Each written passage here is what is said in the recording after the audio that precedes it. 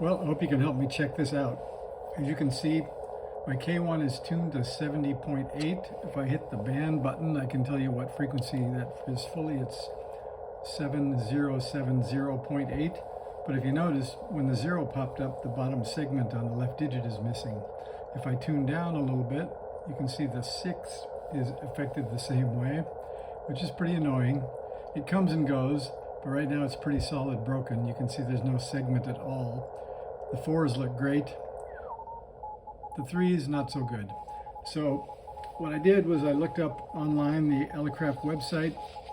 They have a manual there for a feature that came out after this radio called their backlight LCD. So that gives you the instructions for how to disassemble the radio to get to the display. So we're going to try that and see what we can come up with and see if there may be a bad solder joint or something like that. So first we'll unplug it,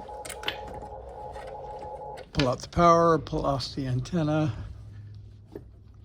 Then, maybe, okay. Then they say pull out the 4 screws that hold the front panel. There are 2 countersunk Phillips on the top and 2 countersunk on the bottom. Next thing I had to do is go figure out what those are. So I'll show you a little picture down here. So I learned today there's actually a Phillips 0. I thought there was only at 1, 2, and 3, but it turns out that there is a 0. And if you take the 0 and you put it in a K1, it fits, but it's pretty sloppy. The Phillips number 1 fits nicely, doesn't shake around too much. The Phillips number 2, obviously too fat of a tip, can't fit in. So we're voting that we're going to use a Phillips number 1 for this project. That fits. So we'll quickly zoom out. We'll see if they're correct, that I only have to pull out 4 screws, and we'll see if the top cover will come off.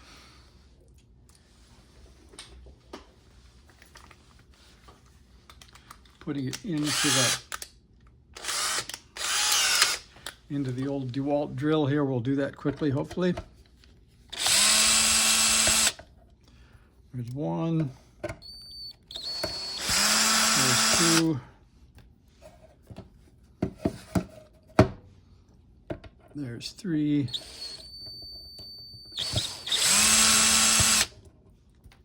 And the 4th.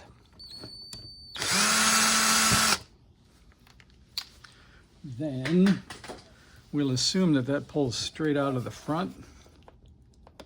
It does. There we are. Quite a nice design. So you can see there's a edge connector there, and they've made it so the audio jack actually just fits right through. So it's kind of a flush mount.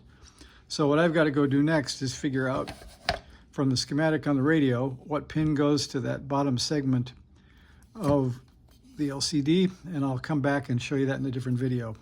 But if you were either going to check the firmware of your radio, which you can see here is 106, that's the low-tech way to do it.